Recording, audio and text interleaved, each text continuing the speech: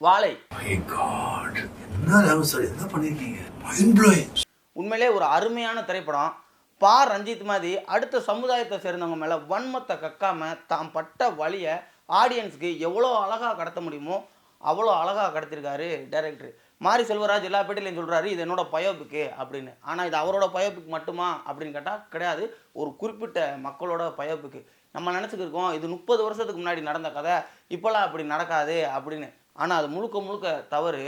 இன்னும் திருச்சி, கரூர் அதை சுற்றி இருக்க சில கிராமங்களில் ஒட்டுமொத்த கிராமமுமே வாழைக்காய் சமைக்க போகிறாங்க. ஆம்பளை, பொம்பளை, சின்ன பிள்ளை, குழந்தை அப்படின்னு வேறுபாடே இல்லாமல் மாரி செல்வராஜாவது இதுலேருந்து வெளியே வந்து ஒரு டைரக்டர் ஆகிட்டார். இன்னும் எத்தனையோ தாய்மார்கள் தான் பிள்ளை படிச்சிச்சு அப்படின்னா இந்த வேலை செய்ய வேணாம் அப்படின்னு சொல்லி படிக்க வச்சுட்டு, கொடுமையான விஷயம் என்னென்னா படித்து முடித்ததுக்கப்புறம் இந்த சமுதாயத்தில் அவனுக்கு தகுந்த வேலை கிடைக்கல. வேலை கிடைக்காம திரும்பவும் அவன் வாழைக்காய் சமைக்கிறவெல்லாம் இருக்கான். ஆயிரக்கணக்கில் டிகிரி முடித்தவன் வாழைக்காய் சமைந்துக்கு இருக்கான். இதில் நம்மளை சொல்கிறாங்க இந்து மதம் தான் இதுக்கெலாம் காரணம். இதுக்கும் இந்து மதத்துக்கு என்னடா சம்மந்தம்? எல்லாத்துக்கும் இந்து மதம் தான் காரணமா? அவன் படித்து முடிச்சுட்டான், படித்தா நீ வேலை பார்க்கலாம் அப்படின்னு சொல்லி அரசாங்கம் சொல்லுது. படித்தவனுக்கு வேலை கிடைக்கல. இதில் இந்து மதம் என்ன செய்யும்? அரசாங்கத்திட்ட போய் கேளு.